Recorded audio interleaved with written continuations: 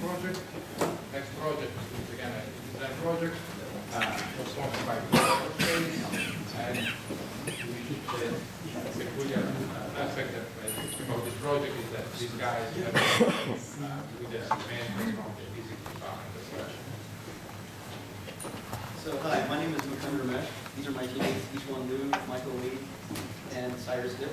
And together we were charged by Ball Aerospace to design a software toolkit, primarily a MATLAB toolkit, that would be compatible with the SAMI2 Ionosphere model to find ways to organize the data and provide a visual readout of what the ionosphere actually looks like.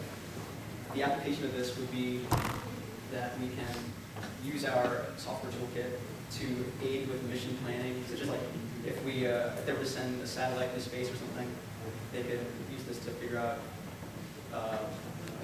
the flight path and stuff like that. The main issue with the ionosphere is that the ionosphere itself is made up of charged particles, and these charged particles, either static or motion, whatever, they emit various electric fields, magnetic fields, and whatnot. This significantly can impede communication with satellites or other objects in space. And there's currently no toolkit available on the market to accurately display what the ionosphere looks like compatible with SAMI2. So SAMI2 basically is a model of the ionosphere. The main steps that we took are this. SAMI2 itself outputs basically piles of data that are not organized in a useful way. They are organized along the flux tubes that are emitted by the Earth. And instead, we want data to be organized in a grid of latitude, longitude, and local time. So our first step was to use interpolation techniques to reorganize the data so that we could actually use it. Next step was to find a way to adequately display the data so that way it's actually intuitive to users what they're looking at. So what you can see here is a step-by-step example of how we deal with the ionosphere data for the O+ ion. We're starting out with raw data, and then the output for that, what that looks like, is that arch shape. From there, we take the data and interpolate it along an equal grid of latitude and altitude and local time. We only have two, we should display it here. The others are displayed here. So that now we have an evenly spaced grid that's actually useful. The final step would be to take this and create a data cube that is actually latitude versus longitude versus local time. And we're experimenting currently with a way to model a simulated flight path through the ionosphere and output charge densities that a potential object would be flying through.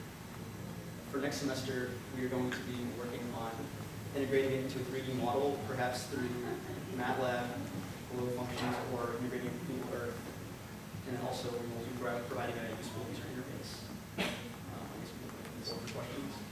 I presume the red areas in the top and bottom are the poles.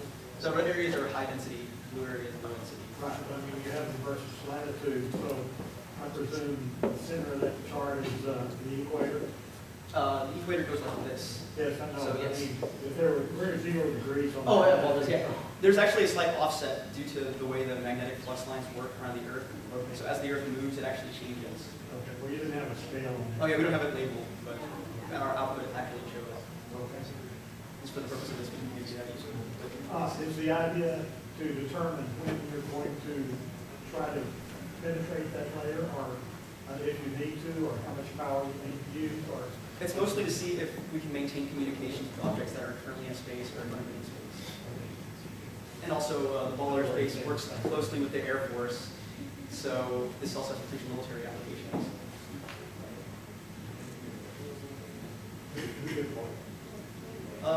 didn't really divide it by teammate, we divided it by task. So the first task was to set up an algorithm to first organize the data in terms of altitude, latitude, and local time. So together with Dr. Rod Vilas, who's the director for the Center of Space Sciences on campus, we did that.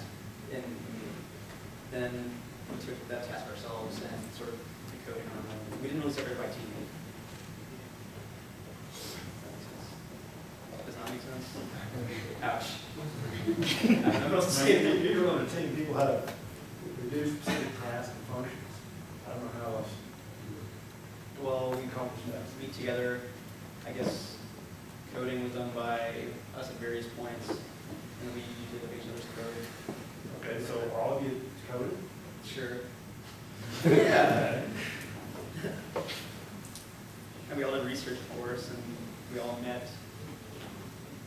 So what techniques did you use to resolve conflicts?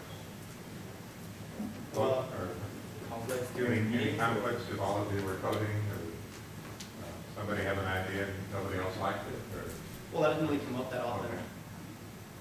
Well, normally we'll have like a certain direction of where we want to go, and then normally only one direction that works during the session. Most likely, we work a hard point, and then people just stop, and then someone actually figure it out, and then we just implement that to our code. The main thing was planning stages. So as long as we have a set plan beforehand, the actual implementation isn't that difficult. So that's the on-paper stuff that was the real stuff we met about.